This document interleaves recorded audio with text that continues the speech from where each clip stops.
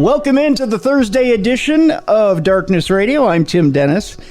I got a surprise for you guys today. Actually, a couple of, I know at least one native Minnesotan here today, and it's not their first time on the program, but I got a chance to scope them out on Discovery Plus, and I had a very enjoyable almost 2 hours, a little under 2 hours, watching what is supposed to be, I guess for lack of a better term, a prequel online. And I had quite an enjoyable time watching it. And we're going to get into it. We're going to talk about Trail to Terror. It's Destination Fear's first. Let's see. Let's bring them in, and we'll try to clear up my confusion as to what this is. It's their first investigations or their first pilot, put it that way. But it's been released as a movie for you guys to enjoy. Let's bring in Dakota Laden and Tanner Wiseman to the team. How you guys doing? So clear up my confusion here, Dakota. This is actually was shot as a pilot, correct? To begin with? Well, not really, actually. We shot it as a documentary, but we knew going into it that we might be able to make like a sizzle reel out of this or something. Like we knew the idea was cool enough to be more than a doc. So the goal was we're going to shoot a documentary. Whatever happens, happens. We might even end up just releasing it on YouTube for free. Like we had no really idea what it would do. But sometime in the middle of making this, and once we got back, we realized right away, like, man, this would be such a cool TV show too. Mm-hmm. So I actually stopped editing the documentary completely, and for a good month started putting together sizzle reels and like a pilot. And we tried to sell it. Didn't work. Mm-hmm. And several years later, it did. Yeah, and it worked in a huge way. Tanner, tell me this. When Dakota kind of throws this across your way, what's your first reaction to it? Do you think to yourself, cool idea? Or do you think, boy, am I going to end up buying quite a few pairs of Depends to wear on the journey? What's your reaction? Exactly. That's the best part is because he came to me with the idea is, we're going to travel across the country, going to the 5 scariest places in America, back to back to back. And the catch is he's the only one who knows where we're going. Mm-hmm. So when he initially brought it up to me, I had a bunch of questions that couldn't have an answer. I couldn't ask, where are we going? What are the places? Like, what should I prepare for? Are we going south? Are we going north? Like, am I bringing a jacket or a swimsuit? My suitcase it looked like a manic person just completely packed that time around because I had no idea what was going on. So yeah, I had a lot of questions and I didn't get a whole lot of answers. So I just said, yes, let's do it. And here we are. There's a certain amount of mental and psychological gymnastics involved in the Trail to Terror that there is not in the TV show. Obviously, in Trail to Terror, to kind of set it up for our audience here, if they haven't seen it yet already, you're talking 5 nights in a row, 5 destinations, and these aren't light destinations. Anyone who's a paranormal investigator, a hobbyist, whatever you want to call yourself, who stepped into any of these investigations, this isn't a cakewalk. It's not a walk in the park. It's not anything like that. And as we go along the trail, each one ramps up. So it's not like you get a little bit of a port in a storm, so to speak. And each one ends in you trying to sleep overnight or trying to get a little bit of a rest, even after you've walked around, investigated the place, and had experiences. So you have to try to settle in and try to sleep. And then even as you have spirits messing with you, trying to bunk down and trying to get a little bit of rest. And a lot of times that's all for naught. Dakota, let me throw this your way. So as you're going on this Trail to Terror, as you decide, you know what, I'm going to reform this thing, what makes you think to yourself, well, now I want to make it a marathon. Now I want to see if we can try to survive some sort of horror or terror marathon. Where does that come from? I think, for us, we all grew up doing this, exploring abandoned buildings and urban exploring. And so it kind of the whole idea of doing a road trip was so like natural to us. Like we've always wanted to do a road trip and go to some of these places that we didn't grow up near. But the idea of doing it back to back to back, I thought was going to be interesting. It's something I've never seen on anything in other programs before. And I know it was like we wanted to mix doing a paranormal adventure and go do what we love to do in urban explore. But we also wanted to have somewhat of a feeling of like a survival show in a way. It's like some of those shows where they drop people off and they survive for 10 days, 20 days.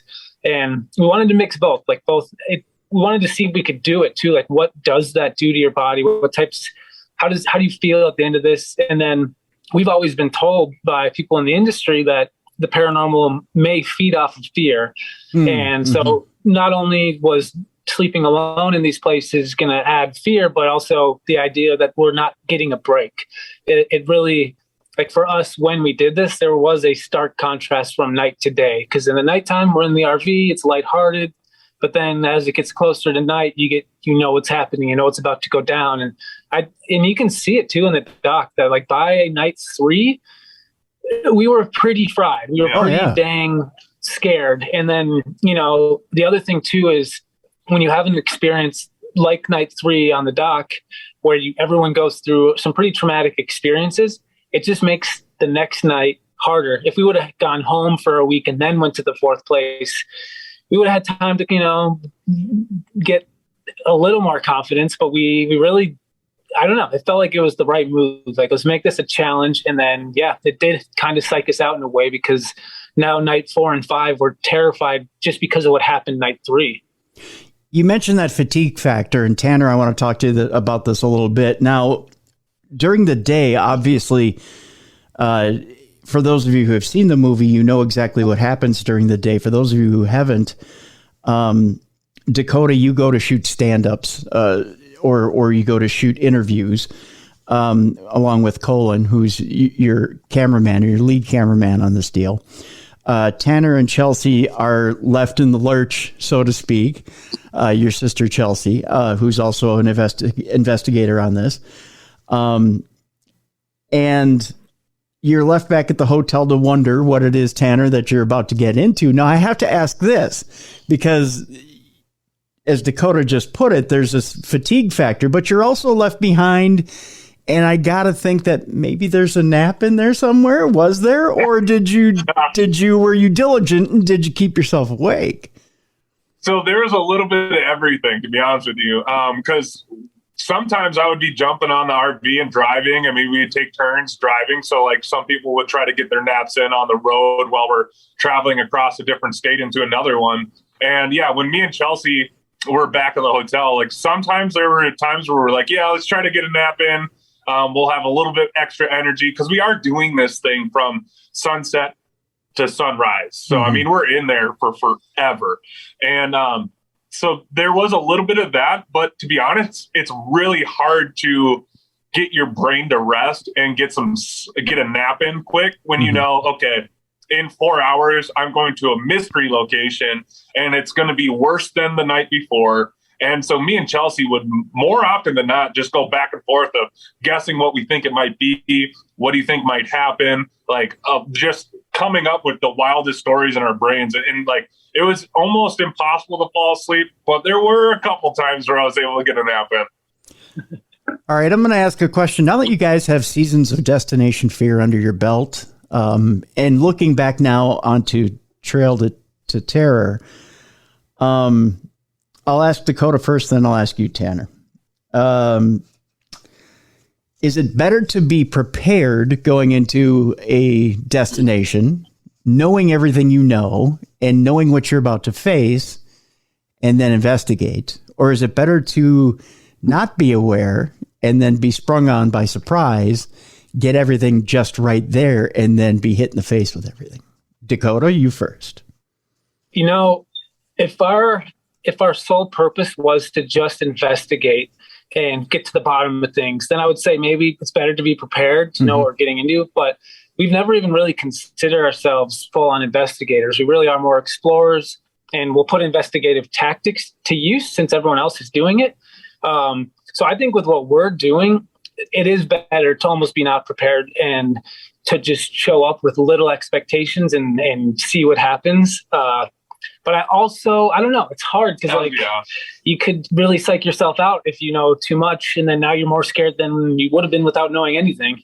Yeah, I was going to say someone that's like, there's a happy medium in there, like, because we all, now in the later seasons, we get to pick the location, and it is nice to know kind of the history. What are the hauntings there? Like we use the obvious a lot, and we use digital recorder a lot. So if we get a name, it is nice to be like, okay, like that name actually matches up with our research.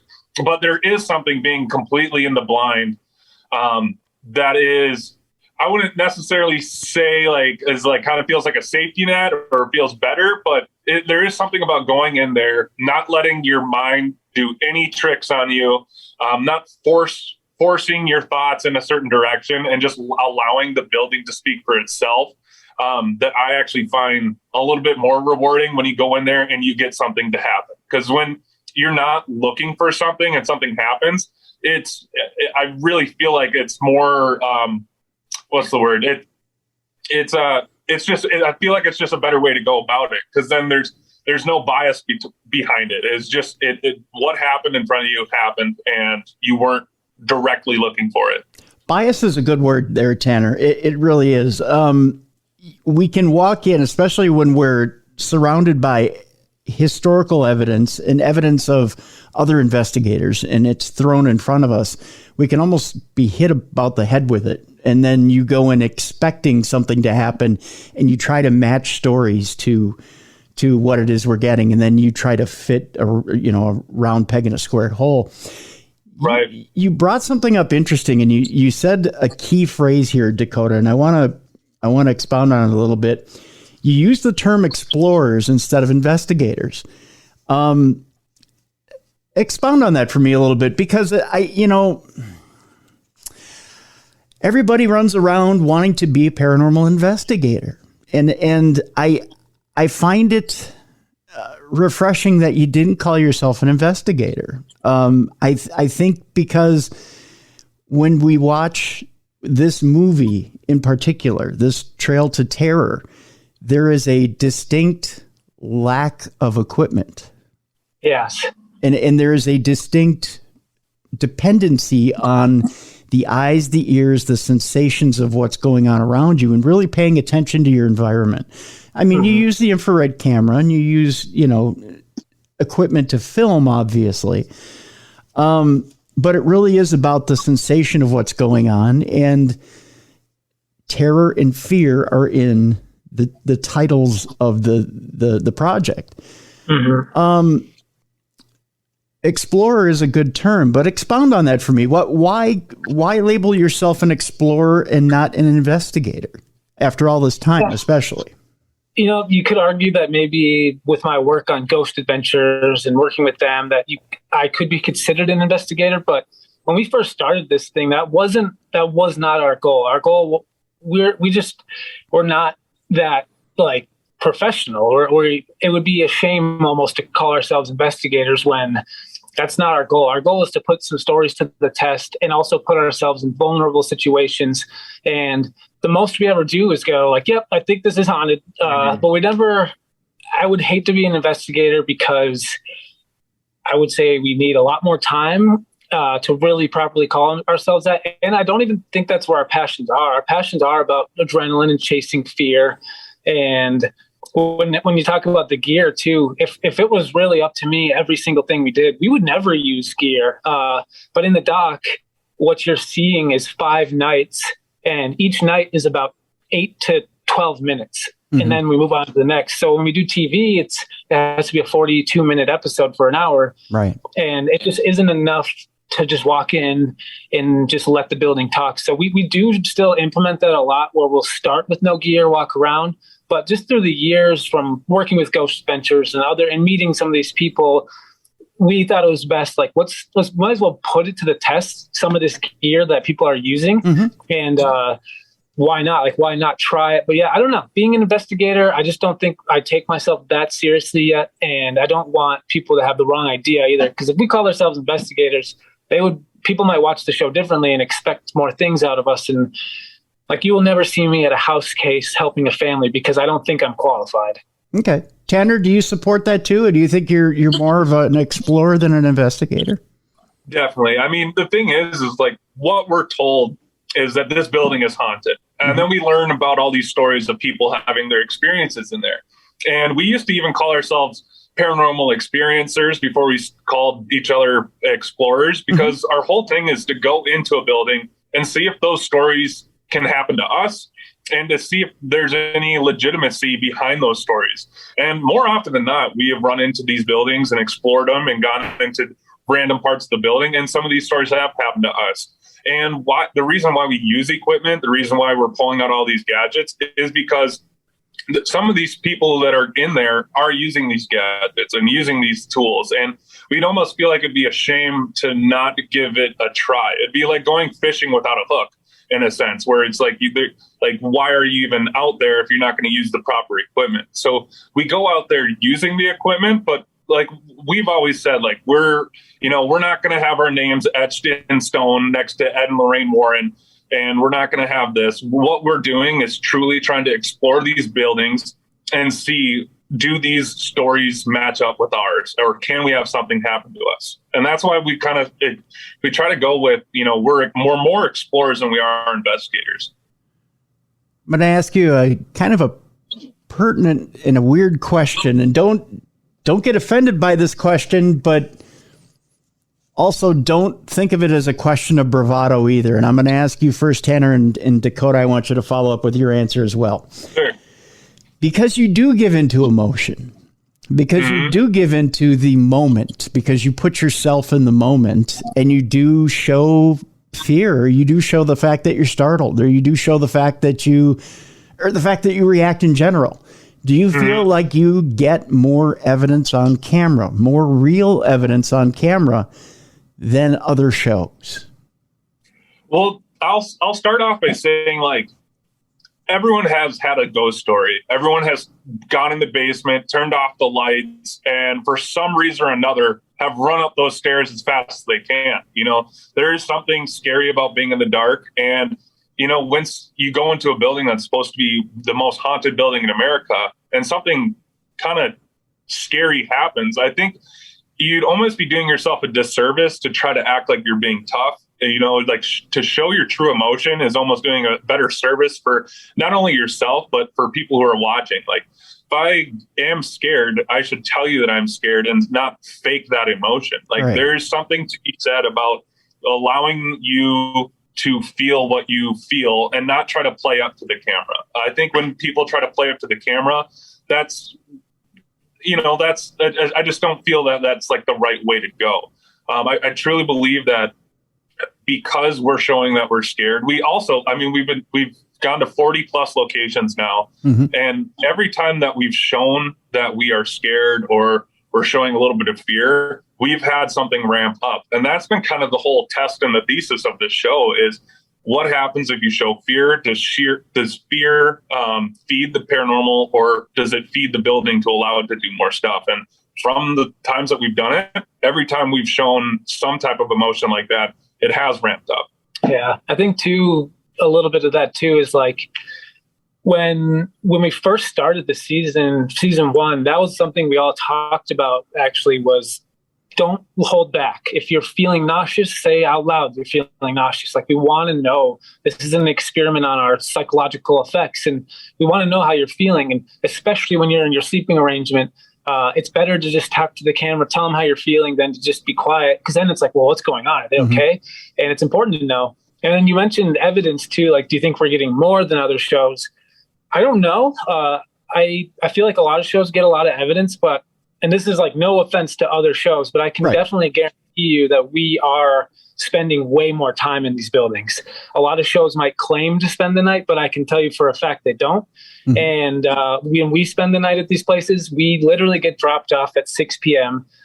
We have our driver, anyone who's there getting the shots of us walking in, they leave. We force them to leave because we want to be scared. We don't have an audio guy. It's just us, and our handheld cameras are our audio. And we're there for 12 plus hours. So I think if people think we're getting more evidence, I think the only reason is because we're we're giving it more of a chance. We're actually spending the full night, and there's no breaks. Like there's times where we're recording and we know by 2:30 to 3 a.m. we have to be sleeping to get that 3 to 4 hours of sleeping alone. And so there's times from 6 to midnight where it's like we don't stop. There's maybe a 5-minute break to get a drink of water, go to the bathroom in our gear room, and we'll go to the next spot. And that's maybe why people think, if people do even think that our show has more evidence, I think the answer is right there. Like some of these shows don't spend the full night. Some of them aren't even there past midnight. I know this much, just watching Trail to Terror, my back was killing me with you guys laying on cement floors. I know that part alone, I'm thinking you guys are going to have degenerated spines by the time you're 40. True. That was the scariest part of the entire movie for me, was those cement floors. The one thing that really amazes me too, not on top, just along with the 5-day psychological marathon that you went through, and the fact that you continued to one scare after another, is the fact that with the scare, you open yourself up. Okay. And I think, we're not holding any secrets back here when we say, as you experience fear, you open yourself to whatever element is there. There is, and I don't think I'm spoiling anything by telling the audience, there's a moment where it gets a little overwhelming, and there's YouTube and as well as Chelsea and Colin, all four of you are very spiritual people. So you stop for a moment to do a prayer of protection, which I commend you all on. There was a line that Colin said that I don't agree with, and that was at the time, and I realized there might have been a little bit of inexperience on his part at that point, where he said, "We're people of faith, we can't be possessed," or something like that. I'm paraphrasing. Yeah. Mm-hmm. I cringed the moment he said that. We're all right. We're all people of faith, but people get possessed all the time. But the fact that at that point you did a prayer, I commend you for that. Yeah. Let me ask you this, and I'm gonna, again, I'll start with Tanner and then I'll go to Dakota. Is that ever a concern? The fact that it's the constant giving in to that dark force and giving that emotion and opening yourself up. Do you ever worry that there's going to be that one time where you give in a little too deep and maybe something happens and maybe bring something home with you? Not necessarily become possessed, but that maybe you get a dark attachment and bring that dark attachment home with you. I mean, that's a phenomenal question. And it's actually something that we've had private conversations about where, we all are very strong in faith. I've grown up in a faith-based home. I've done a bunch of volunteer work for my local church, gone on a couple mission trips myself. And the one thing that we always try to focus on is, and what Dakota even says in the first episode of Destination Fear, is that we need to focus on the light. Mm-hmm. Yep. You start focusing on the darkness, that's when you start allowing it closer and closer and closer. And, we're not experts in the ministry and anything like that. But we do believe that if we can keep our heart with our strength, the faith and our strength and all of that, mm-hmm. that, we are less likely to have anything like a possession happen. Now, again, we're not saying that we're immune to that. I mean, there are some dark places. There's been some people who have done rituals at these places, and you never know what could happen. And that's kind of the risk factor behind it all. But at the same time, we have a very strong faith, and we try to hold ourselves in there and anchor ourselves within that. And another thing that I think really helps us out is that all four of us, with Colin and then on the TV show with Alex and Chelsea and Dakota and myself, is that we're all best friends. So mm-hmm. Yep. We know when we all kind of feel a little bit off. We know when someone is acting a little bit out of the norm. So the best thing that we do is that we continuously talk to each other and try to make sure everyone kind of feels that they're, still loved. They're still feeling that we're all a group here. like we look out for each other like a mom looks out for their own child. You know, like we're all best friends that way. Yeah, I think what Colin said definitely isn't correct. Where like no one's immune, but I also would kind of argue his point, especially years later, having been in this field now. Like, not everyone in the paranormal is a faith-based person. There's some very godless people I've met and worked with, and it's interesting because some of those godless people that I know of, those seem to be the ones that get possessed the most. Yeah. So I think what you're saying is true, where it's like we really do focus on the light. We focus on getting through this as a team. And yeah, I would say, I feel like it at least adds an extra big plate of armor at the very least, because I know people who are very godless who seem to get possessed all the time. Yeah, and you're right. You're right. You're very right about that, Dakota. And there's... Sadly, you can look around at any gathering of paranormal people. I'll put it that way. If you go to any paranormal conventions, and you can see that there are many that walk in the light, and there are a few that don't, and you can easily tell who they are. The reason I bring that up, and I'll just tell you this: there's a point in the film, and again, I'm going to be vague about it, and people can find it when they watch it. But there's a point where one of the members leaves temporarily. I won't say who the member is, but it affects you, Dakota, quite deeply. And then we go into the last, which is Pennhurst, the last location, and it affects you, Dakota, very deeply, and you can tell that you're kind of rocked by it. And Pennhurst is not really a location to be messed with. It's very serious, and you guys had a very serious time at Pennhurst, and we'll go through it here on the other side of the break. But it was like even before you went to Pennhurst, you could tell that maybe mentally you weren't quite ready to tackle it. And then even emotionally, you're not quite ready to tackle it. And I worried at that point, even before you got to the location, I thought, "Ooh, boy, I don't know that he's ready to walk in there," having been there myself. So, but that was one of those moments that you kind of bite your lip and go, I worry about you, because that's one of those times where, when you walk in with a team and a team that's close, and at that point, it's not like there was a bad, like schism or anything there in the group. It was a point where one of the members had just had enough, and you don't blame that person, because we all need breaks when we do these investigations, and especially when you do one on top of another on top of another. And this was a grind. This was I bow in your general direction to all four of you for doing 5 of those in 5 nights. And especially the lineup. I mean, it was a killer's row of locations that you guys took on.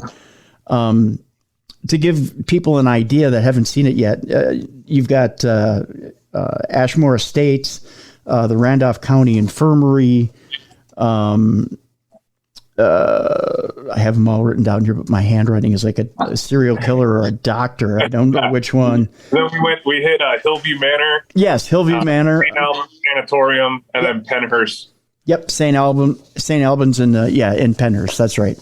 See, I can hear. I'll hold it up because we're on camera. Everybody else isn't. But look at that horrible handwriting, isn't it? Doctor. I could write you a prescription for anything you need right now, and they'd totally believe you. But it really was a killer's row of locations, and to go for five nights, one after another, after another, after another.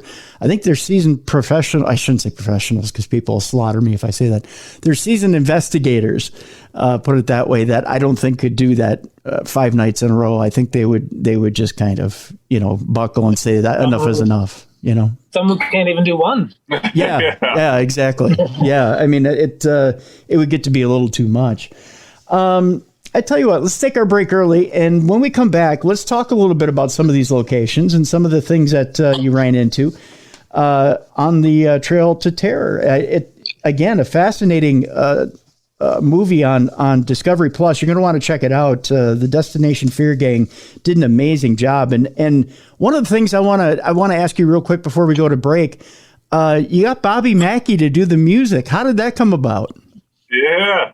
Long story short, I was heading home from a job in Atlanta, and the idea for Trail to Terror had already sparked. Mm-hmm. And I was passing through Kentucky. Mm-hmm. I wanted to meet him because I've always heard of him. And so I called their building, and they answered, and they knew who I was. So we went to Applebee's, and for the whole time I told them the idea, the road trip, everyone sleeps alone. And I was super amped about it because it was fresh. And at a certain point, it hadn't even hit me yet. But then in that meeting with them, I was like, do you guys want to do the score? Do you want to do the intro? And he was very professional. By the time I got home to Minnesota from that road trip back, he had already sent me some lyrics. Wow. I loved them. My only note was try to go with a Johnny Cash vibe. Yeah. And then within 2 days later, he had sent me a pre-recorded version he had done in his studio, and it was done within a couple days. Wow. It's an awesome song too. It really fits the film. So it is awesome. Check it out right now on Discovery Plus. Destination Fear Trail to Terror. If I can stumble my way through it, Destination Fear Trail to Terror. It's available right now on Discovery Plus. Just go ahead, download the app on either the Android store or the Apple Podcast store. Is it the Apple Podcast store? I'm so old, I don't know, guys. I'm ancient. It's the Apple store. I think you can get it in the Apple store, you can get Android store, and then it's available on smart TVs. There you go. It's available on smart. That's how I get it. I've got an Apple 4K, so that's how I don't use cable anymore. I stream everything. So exactly. That's how I watch it. So, all right, when we come back, we'll talk about the movie Destination Fear Trail to Terror. We'll talk about some of those locations, and we'll talk about some of the absolutely bizarre stuff that the guys and gals ran into while they were on the road there. We'll do that when we come back on the Best in Paranormal Podcasting. This is Darkness Radio.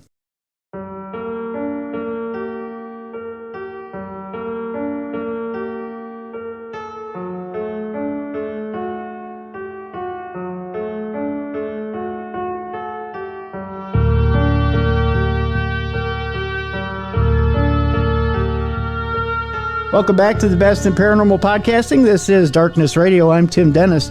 We're here with Dakota Laden and Tanner Wiseman from Destination Fear. We're talking about Destination Fear Trail to Terror, which is available right now on Discovery Plus.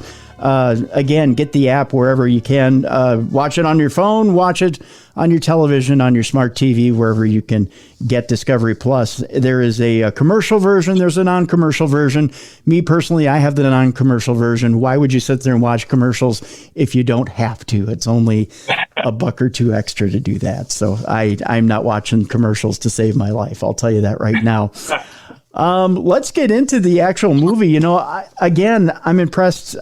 As I told you before the break, I was impressed with the fact that Bobby Mackey is giving you the intro on this deal from the minute we start the movie. I think we get right away. I'm impressed with the fact that we get an idea of your personalities. We get the idea. You set the scene that it's 2015. It's 6.5 years ago. We're getting the idea that you're new and fresh to this thing, essentially. Although I do get the idea that you've done this before. This isn't like your first melee with spirits. You've gone out and tussled the time before, but really this is the first time you're putting it on camera. And it's kind of a fresh-faced look at the world of spiritualism until we start stepping into these different sanatoriums and different buildings. And if you'll pardon my language, it's kind of like as you start stepping into one building into another, you can just tell you're getting the piss beaten out of you from day to day to day, which I don't take glory in watching people get the piss beaten out of them, but, and maybe some people do. I don't. Tell me, describe, if you will, and I'll throw this at you, Dakota. What is it like to be in that scenario when you go into it thinking, yeah, we're going to hit these haunted locations. We're going to, you've got it in your game plan. it's all there. You're going to spring this on your friends. We're going to go in there. We're going to have this great time. And you actually start experiencing it. Is there a point where you just go, maybe this wasn't the greatest idea? Yeah, I mean, I think I even say that at the very, very end of the movie. Is just, this was a bad idea. I think, yeah, it happened a lot. Because I honestly, like, our expectations were it could be nothing. We could go to 5 buildings and it's just nothing happens, and we'll put it on YouTube, or it's going to be really crazy. We don't know. And then, yeah, by night 3, when people watch the doc, you'll understand that was kind of the oh crap moment. Like this is very real, and we might be messing with something that we shouldn't be. We're tapping the hornet's nest for no reason. And ultimately, yeah, one of us did drop out, and that wasn't a good feeling for me, because my goal wasn't to torture my friends or any of that, and my sister. It was to get through this as a team, and ultimately that wasn't the case in this doc. Was there talk amongst the 4 of you before you even took off that, you know what, this might be something that'll totally change our lives, and not in a Hollywood TV blitz kind of way, but could change our lives spiritually? Yeah. I mean, definitely we joked around about it a little bit in the beginning of the movie. We're like, this might be the last time we're happy. Like, we don't know what's going to happen. Like, we are going to the 5 scariest locations that we can possibly get into, with horrific history and just bone-chilling stories that are happening still there today. And now we're putting that to the test, and we're doing that back to back to back. So we didn't know, like, what could happen, like, how it's going to affect us. But, like I was saying earlier, it's like the one safety net we did have was each other. And, you know, when one of us got sad, one of us was feeling down, we could try to pick each other up. But, I mean, we are going to these places that have affected people in many different types of ways, and we were very wary of that and aware of that. You know, we knew that this wasn't a joke, and that we had to take this seriously, and that we had to be careful, and we tried to do our best the whole way through. Now, Tanner, I have to ask you, because you mentioned the beginning of the movie where, you know, I got the feeling like you were the only one who was telling people, you know what, this is not going to end well. This is going to be horrible. We're going to run into all this stuff. You're the one up there with the beacon screaming, and everybody else is like, oh, calm down, whatever, you know, everything's going to be fine. Was there moments, like, off camera where you're screaming at these guys going, I told you, I freaking told you? There were some times where I'm just like, we can't be surprised. Like, this is like, look where we're at. I mean, look around. This is where you're spending the night. Of course it's going to be scary. I mean, I know, like, everyone, like Dakota and Colin, they were very like focused on making sure that they're getting the filming done right and getting all the production done. And Chelsea was very excited to just be a part of it. And me, I'm a very big fan of, like, haunted locations and haunted stories. So, like, I was just like, oh man, like, if I have any guesses, if we're going to any of these places, I mean, especially when we walked into Hillview Manor, I knew right away, like, all right, I know exactly what we're getting into. This is going to be bad. This is going to be horrible. And no spoilers, but it ended up being really, really bad. What was it? You're looking at the packet and you keep saying this is going to be bad. This is going to be bad. What was your tip off? What was there that looked so bad? For me, I knew about the location, and like, I'm not like, I wasn't spending my weeks or my weekends like researching places. Like, you know, I'm a fan. Like, I've always watched all the shows that are on TV. Like, we've always gone to haunted abandoned locations, and that was one of our bucket list items. Like, that, going to Hillview Manor was one of the ones that we've always said, like, oh man, if we could ever go, that'd be awesome. Because we've heard the stories, we know the history. And once I got there, I'm just like, okay, like, I actually know what's going on. I know the layout a little bit. I know that, you know, there's certain things that can happen in this building. And I've seen TV shows where they've gone there and that hasn't gone very well. And then just, you know, just things that I've read and researched my personal self, it was a bad place. So I was just like, okay, what are the odds we go here? And it's just the best time of our lives. And it's like a Chuck E. Cheese. There's no way. Like, you know, like this is like, if I'm going to bet any money, I'm putting it all on it's not going well. And yeah. Interesting thing too, like that night, me and Colin, when we arrived to do the interviews, it's not on camera, but he comes running up to me. He's like, dude, I just saw like a hand go around the corner. It looked like a skeleton. and like an hour later we're interviewing someone and they tell us that exact same thing, and I never knew that. The creeper so right story. away, me and Colin were like, this is not good. We could feel it when we picked Chelsea and Tanner up. This is also not on camera, and Chelsea and Tanner right away are like, we have a bad feeling about tonight. We don't even know where we're going. In the doc, you can kind of see it when we're approaching. Chelsea's like shaking her head, like I have a bad feeling. And then we arrive, and then Tanner realizes where we are. And he also, that one was so weird to me because everyone who was on different wavelengths were thinking the same thing. Wow. Okay. Yeah. I was wondering why that creeper story was in the movie, and then you don't really get any payoff from it. I thought it's a creepy story, but there was no real, now that you explain it, I get it, But I mean, it was a creepy story. But that woman was really that was with Hillview.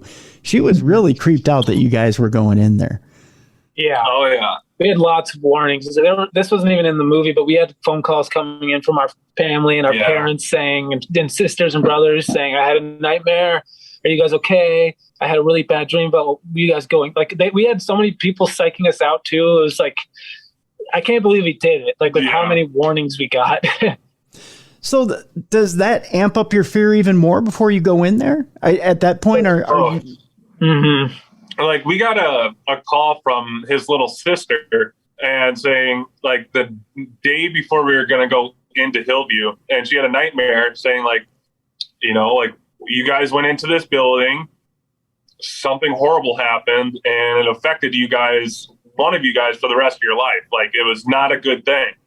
So like we're told that, and now we have to play out her dream in real life. Like now we actually have to go into this scary building, being warned from someone having a dream about it, not knowing that we're going into the place tonight. She just like, yep, like someone went into you four went into the building. One of you guys, it'll change you. And yeah, we had to play it out in real life and roll the dice and see if it would happen or not, which was terrifying. And that was one of those things too. Like we just didn't get on camera. It was like a quick phone call. It was just, there were so many little things that didn't even get recorded like that, or warnings and things from people that were like, dang, I wish we could have got that on camera because it would have made it even more tense. Man.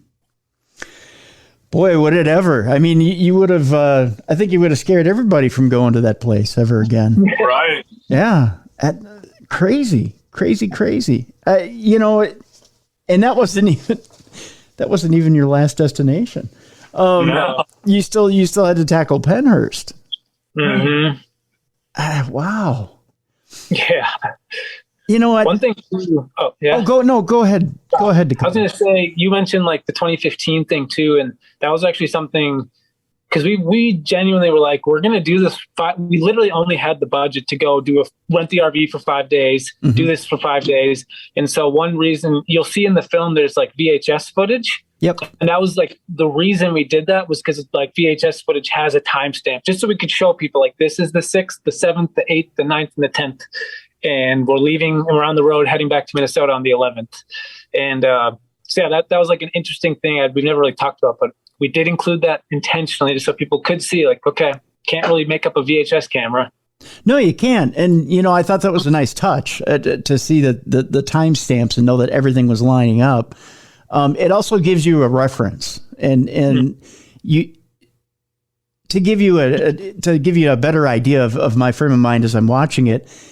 It also allows you to track your guys' fatigue and your sleep deprivation and anxiety. It creates anxiety because I'm counting down the time along with you guys. Like how much time is left? Oh my God, we got to go to another place. So it's creating anxiety along with you guys. Like how much longer is this? How much more are they going to put themselves through? So it does create, it does put the viewer in place with you as you're going, to a different place and experiencing a different, I don't want to say adventure because it wasn't an adventure for you at all. But it putting you through a different challenge.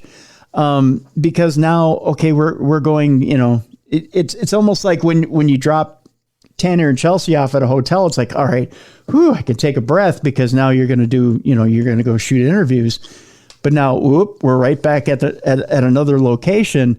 well, now it's time to buck up. We're gonna be thrown into another adventure. And some people get that thrill where they're like, yeah, more paranormal experiences.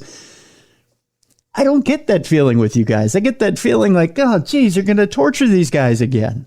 I think that's the difference between you guys and another show. It's maybe I'm just too much of a humanitarian to watch your show. I don't know. I don't get a thrill off of watching you guys get tortured. But maybe that's the thrill for some other people is watching you get scared. I do have to ask you guys this. Do you feel, a lot of times when like at your job, and obviously this is your guys' job now. If I'm sitting there and I have a boss who's screaming at me and telling me, you got to have this done, you got to get this done, you got to get this done, my stress level raises to a point where eventually I get blood pressure issues. We'll start with Dakota. Do you find that these repeated scares over and over and over again are having any health effects on you? Probably. I think even the fact that we spend a full night at these places, like when we do those days, we're up by noon, we're getting our gear prepped by 1 or 2, and then by like 4, we're heading to the location, and then by 6, we're being dropped off.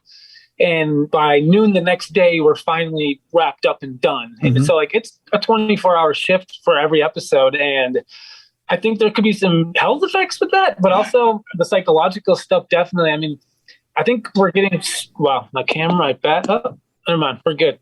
Mm-hmm. I think, like the psychological stuff, though, like we have all had nightmares. We've had times after even Destination Fear now today, when we do road trips, there's lots of little things that happen when we come back that require phone calls and conversations. And there is some effects, but once again, what Tanner was saying earlier, like because it's all 4 of us and we literally are family. Tanner knew Chelsea before I was born. So technically he has a longer lasting relationship with my sister than I do. So like we really are family. And that helps a ton because you're not afraid to go, hey, I'm having nightmares about a 7-foot tall creepy thing. Yeah. He'll go, okay, me too. Yeah.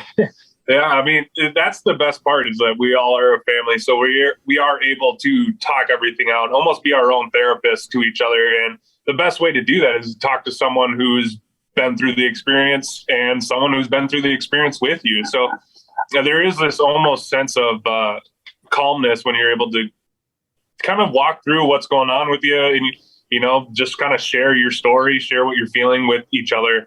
And yeah, I have to agree that there might be some long-term effects that we don't know yet. I mean, those 24-hour shifts are pretty brutal sometimes. I mean, there are times where me and Dakota will wake up and we'll see each other in the middle of the day and I'll just go, man, I didn't fall asleep and this was like when we're at home. Like I didn't fall asleep until like 9 a.m. last night. And he goes, oh dude, same here. Mm-hmm. Yeah. Like that'll just happen randomly where it's just like all of a sudden your brain just turns on and then you do a whole 24-hour shift at home on accident. Yeah. Like we've almost developed insomnia from the show. And it's actually a legitimate, like every month, a couple times where it's usually when we have to do something the next day that's important and early that we don't sleep. And it's because our brains are so trained to stay up for 24 hours that it happens a lot. Yep. That's definitely been a problem. I did not have that problem a year and a half ago, 2 years ago. No. I totally believe that. One of the things that, that Zach Baggins got a lot of guff from just the average TV viewer, which I thought was completely wrong at the time. And now when you look at it, is smarter and smarter down the road, is in haunted locations, especially old abandoned haunted locations, he would wear a rebreather mask or a mask that would a filtered mask that would keep him from breathing in anything like asbestos or any dangerous particles, mold, things like that. Is that something that, and I noticed in this particular movie, I know Dakota, you were wearing a mask at one time, especially when you were down in one of the basements. I'm trying to remember which basement it was. Randolph County, yeah. Randolph County, that's right. And I thought, smart move. Because whether you have issues with lungs or whatever, you don't know what kind of crap is down there, first of all. And you're down there for multiple hours sleeping, and you don't know what you're breathing in, and you tend to breathe pretty deep when you sleep. Yeah. Is that something you tend to do more now, more so than ever before, especially the longer you investigate? Yeah, I know one thing we do look into asbestos everywhere. We've had to say no to many badass locations because they still have asbestos. But we do to an extent. I think our big thing is like we want to walk around for them, unless it's just really bad, we'll wear a mask the whole night. But the whole walk there, we try to keep it. We want our faces to be seen. But yeah, once we sleep alone, it's like everyone's agreed that like there's no point. We're going to be laying here for hours. Nothing might happen for hours.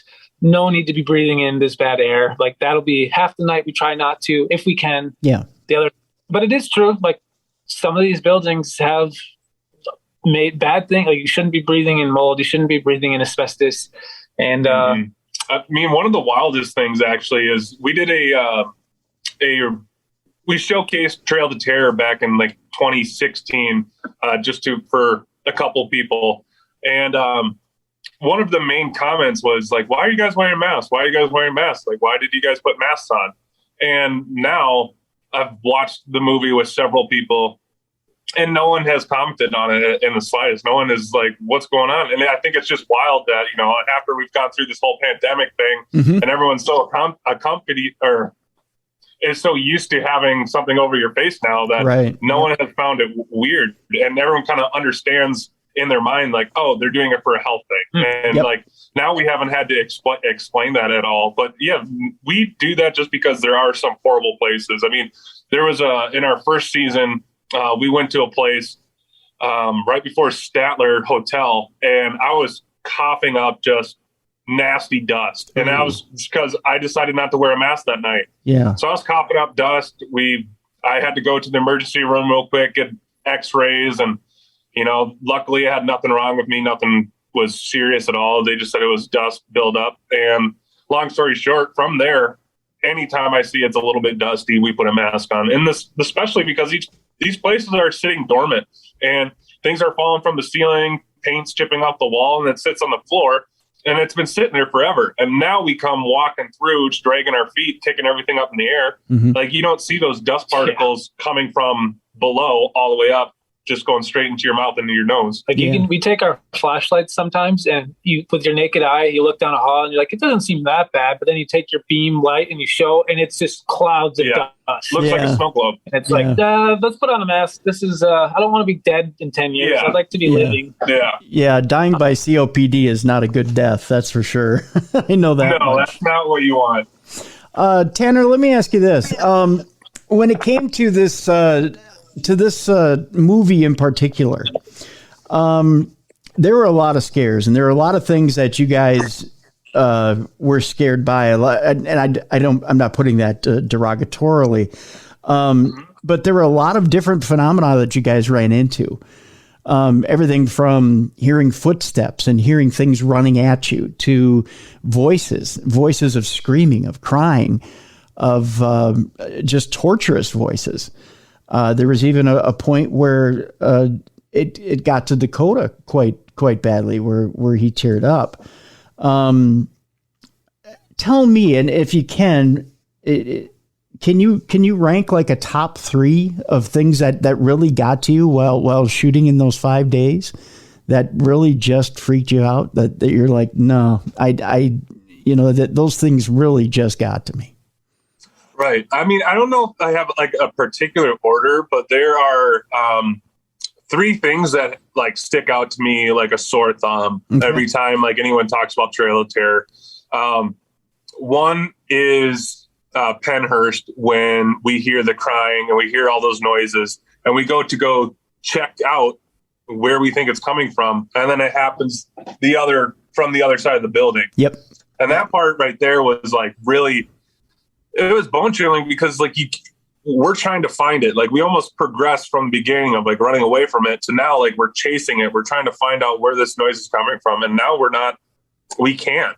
And that was just scary, just because it's just like, man, like it's taken us forever to walk across this building, but whatever is making those noises is able to just go boom, boom, right, like as fast as possible. And that was really freaky. Another freaky thing was St. Albans. We're sitting in the bowling alley.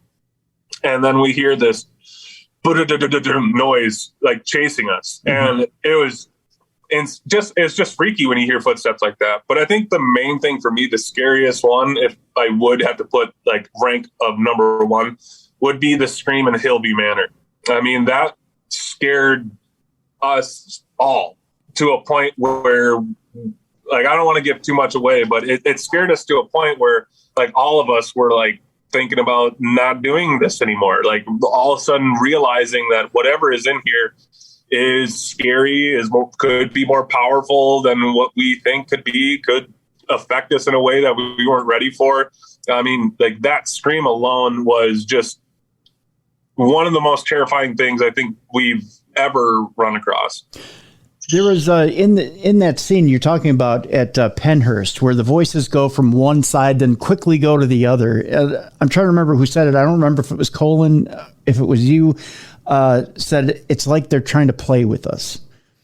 Right. And immediately, and let me get your opinion on this, or at least your take on this as well. I'm trying to remember if it was there or if it was at Hillview that they talked about instances of the demonic. I think it might have been Pennhurst. Did it ever occur to the three of you that were there that it might have been an instance of the demonic at that time, when all of a sudden you hear the voices flip from one side to another, that maybe at that point you're being played by a demonic presence?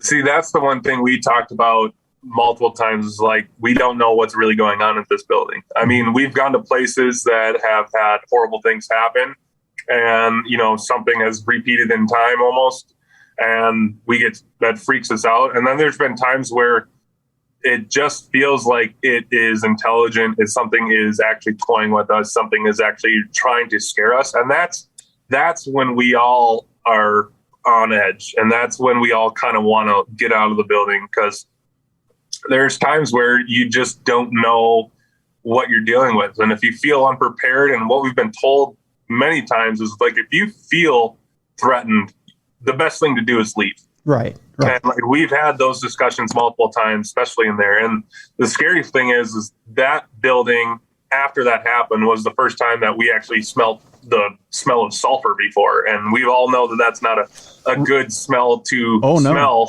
when you're in that building doing what you're doing. So that, I mean, Pennhurst was definitely one of those places where we were definitely on edge for multiple reasons. So I'm wondering then, Dakota, do you have a top three in your repertoire, and when it comes to this Trail of Terror, that top three moments that really got to you? Yeah, I mean, I think one thing, I would agree with those two. Those are definitely some of the biggest. But two for me that are like just mind-bending weird was St. Albans Sanatorium, when we heard, Tanner and Chelsea heard the Native American chants and Civil War cries. Right. And like, my mind was racing, like, oh, maybe there's reenactments. That's known to happen in this town, that that the history is well known here. But it's 3:00 in the morning on a Tuesday. Like, why? And when you hear the noises, at first it sounds like chanting, and then it kind of sounds like horses even. But then at some point it literally sounds like men yelling, "Attack!" And it's like, what would that be other than a reenactment? Why would there be a reenactment going on 2 a.m? Right. Especially in that direction where it's quite literally a river where the battle took place. Yeah, it would make no sense. And then I think this wasn't scary at the time because we didn't even know we captured it. But night 2, Tanner's sleeping, and it wasn't until I was editing, I got home, I literally called Tanner, who was working, and I'm like, dude, like, get over here soon. And I showed him the footage of while he's sleeping, a door actually opens way in the deep background behind him, and he never noticed it, not on the day. It wasn't until months later when I was editing it that I was like, oh my gosh, that night was way worse than I thought. And then, this is a little deep, but later in Destination Fear, we did go to the Randolph County Infirmary again. Oh, okay. And we went to that basement, and that same hallway, people for the last several years have experienced that door opening, and we didn't know that before we went there the first time. Right. So to hear that people are still experiencing it, and then when we did go there, that hallway where Tanner slept at Randolph turned out to be by far the most active part of our night. It actually was a night that caused Chelsea to cry. Mm-hmm. And so it was like almost double verification for us. Like, whatever's in this basement, it's been here. It's still happening, and it's almost getting worse. That's crazy. That is crazy. You know, I wanted to address with you real quick, Dakota, that the noises, or the Civil War noises, the Native American noises, just by telling you guys a quick story. And it's kind of relatable. There's a place in Pennsylvania, north of Philadelphia. It was a little home that was called Dannybrook, and it was kind of instrumental in the Civil War as well, or not the Civil War, in the Revolutionary War. And it was a place where Washington brought his troops when they were retreating for a short time. And there's a woods out back of the house, and you can occasionally see a British soldier or a colonial soldier come out of the woods in like a half body apparition, not a full body, but a half body apparition. But if you listen carefully, and we were camping in the backyard, but and the reason for that is so that we could listen into the woods and see if we could hear the sounds of either gunplay or the two armies fighting, the British and American armies, because you could hear them yelling at each other and then returning a volley of fire. It was no more than one or two volleys of fire, but occasionally you'd hear a musket go boom. And it would scare the hell out of you in the middle of the night. And it would happen like 2-3 in the morning. You'd hear, a couple of British voices. You're in Philly, right. You're north of Philly. Where's their British voices yelling at each other to ram down your ammo and fire at the enemy or to line up and get ready to return volley, and you're like, what? And you're in a dead sleep. So a lot of times, especially in open areas like you guys were filming, you're getting Civil War, what sounds like reenactment could actually be a residual haunting, and you're getting these sounds. And when I heard you guys hearing that, I had to smile because it reminded me of my two trips to Dannybrook and hearing those Revolutionary War sounds. So yeah, I went, yeah, I know what that is. And I kind of smiled and I said, residual haunting. So yeah, that was interesting to me that you guys got that on camera, because it's hard to capture those sounds. Yeah, and it doesn't read this way or show this way, but it was like a 30-minute ordeal where we were just aiming the camera. Every couple minutes we'd hear something, and it just was so mind-boggling because our attention was so on the sanatorium and that history that we almost like overlooked and completely forgot about the history before the sanatorium, which was Civil War battles and Native American land. And all of a sudden it's happening, and it happened so fast that we weren't even recording. All that happened was I'm in the RV and I hear running and I'm going, whoa, whoa, whoa, whoa, whoa. I hit record, and that's the first thing. Tanner opens the door. He's like, come out here. And it's so weird. I would have never guessed ever that we get that. Yeah. Just a couple more questions for you here before we leave you today. The time has gone very fast, and I appreciate both your guys' time. Did you ever run into the Goat Man? Oh, thank God, no. No Goat Man, no. But honestly, like what Chelsea ended up hearing and what we heard, the running, the trudging, like yes, yeah. It definitely sounds way heavier than just like a normal person running and charging. It was deep sound. So I don't know if we saw him, but we may have actually experienced the Goat Man or something big. Yeah. Right. Yeah. But it wasn't though. Yeah. Yeah. That whatever that was scary. That charge was definitely scary. And then recently, I had Jay Haas on the program, and we talked a little bit about you guys listen to my English. I would have got wrapped in the knuckles by a nun for that one. Recently, the team was on with Ghost Hunters on the first episode of this season. Yeah. Talk to me a little bit about the experience. How was it investigating with the OGs, so to speak, of paranormal investigating? It was absolutely wild. I mean, that's one of those things where, like, we've all been fans of this genre of just going to these places, experiencing it for ourselves, but we've also all loved the shows. And to have Ghost Hunters like asked us to be on a TV show is the most wildest thing in the world. And like, we're sitting on the couch watching these guys as we're growing up, and all of a sudden they're like, yeah, do you want to get on this side of the screen? We're like, we were freaking out, just like having a blast with it. And like, you could tell, like, we're all smiling the whole entire time. They're trying to like talk to us about serious stuff. And I'm just looking at Jason and Steve like, what? It's you guys. It's wild. they're awesome people. Some of the nicest, most genuine people I've ever met. And like, we would love to do more stuff with them because they're just great people. Yeah.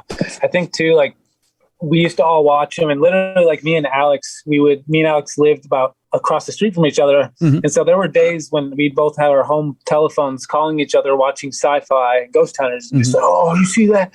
And so like the fact that we got invited was so cool. And one awesome thing was right away, we told Jason, like, you know, we're not investigators. You can't like expect us to come in and add to the team what your other members are already doing. Like, we're really inexperienced. And right away, it's like, yo, like, you guys do what you want to do. Like, if I ask you to do something and you're uncomfortable, don't do it. Mm-hmm. And so like, they were really respectful of our method, so much so that we proposed, like, well, could we try sleeping alone one of the nights? And they're like, yeah, no, you guys could do that. Mm-hmm. We're like, it was awesome. Like, I know, like, we were slightly worried about that. Like, man, like, I hope they're not expecting us to be pros, because we're not. And like, it would just be awkward to like totally fail in front of them. And then right away, Jason, before we even could say it, was like, hey, I understand that you guys have a different way of approaching things, and however you want to go about this, we'll go about it. So that was really refreshing for us.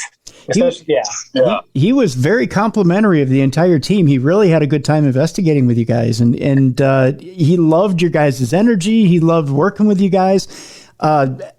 He said you knocked it out of the park. He had a great time. So it was high praise indeed from him. So I asked him one question that he said, I don't know, you'll have to ask them. So this is what I was kind of looking forward to. And it actually ties into the end of Trail to Terror. And it's a statement that you make, Dakota. And what I asked Jason was this.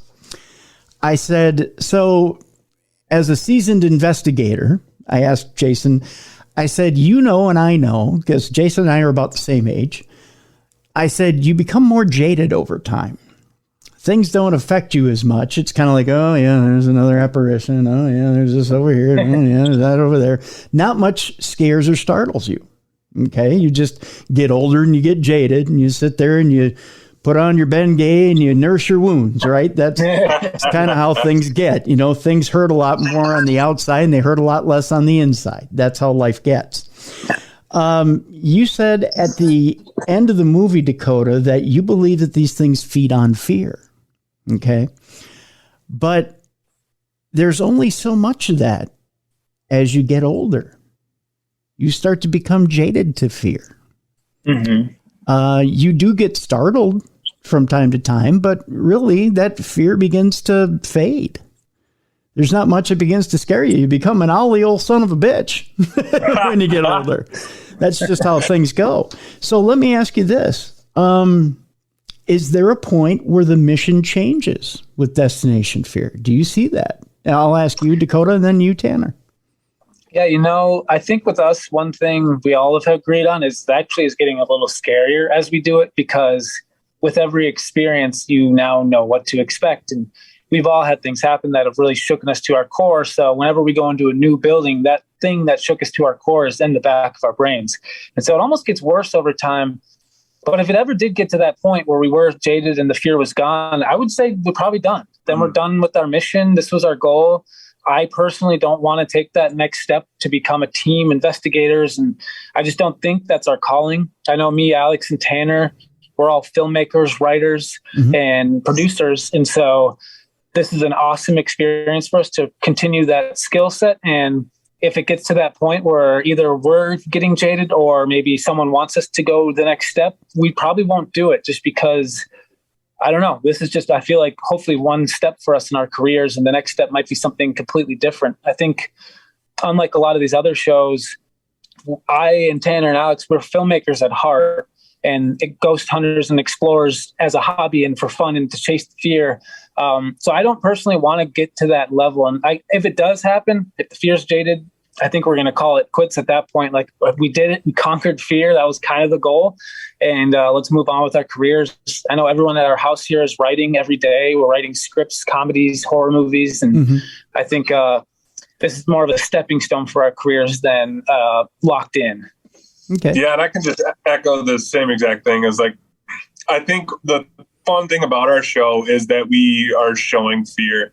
Not all other shows want to allow them to be scared or scream on camera. Everyone wants to kind of be the toughest guy in the room. And for us, we're just like, we're comfortable showcasing that, you know, we might get scared when we go into the scariest building of all time. Like, that's perfectly fine with us. And I'd have to agree with Dakota is like, you know, our mission is to see what happens with fear, what happens in a building when you showcase fear. And is there any type of reaction to that? And, you know, if we find out that we're not the best guinea pigs anymore, then it's either time to swap out for somebody else to do it or just to stop the experiment. All right. Well, guys, I want to thank you both for joining me today on Darkness Radio. It's been informative, and I want to encourage everybody, go out, get Discovery Plus right now if you don't have it, and check out Destination Fear, Trail to Terror. It is not only entertaining, but it's a little bit educational, too, as to if you ever want to scrounge up a ghost. I think you guys have figured it out. I don't think anybody has a better method out there, that's for sure. It is entertaining, and it is an experiment in psychology. I'll put it that way, and an experiment in fear. That's for sure. And I had a great time watching it. I actually watched it twice. Hey, thank you. I did. I watched it twice, and I was entertained by it, and I absolutely had a good time with it. So I thank you guys for that piece of filmmaking, and look forward to new stuff that's coming out. Now, what do you have new that's coming out? Well, I can't quite share everything, but we have some cool things in the works. I don't think Destination Fear is dead. And on top of just the show, we also have a couple ideas for, I'll just say it because it might not ever happen, but we really want to do another Trail to Terror at some point where we go back to that way of shooting, a continuous road trip that's not nonstop, no days off. And we would call it Return to Terror. Okay. And we would, the idea for now is we want to go back to 3 of the places that affected us the most in our Destination Fear seasons and do it in one continuous road trip and almost return to the places that affected us. And who knows? We don't have it all plotted out yet. It might even be interesting to bring Colin along since he's never been to these places and get his raw encounter, the raw experience, while we're also trying to follow up.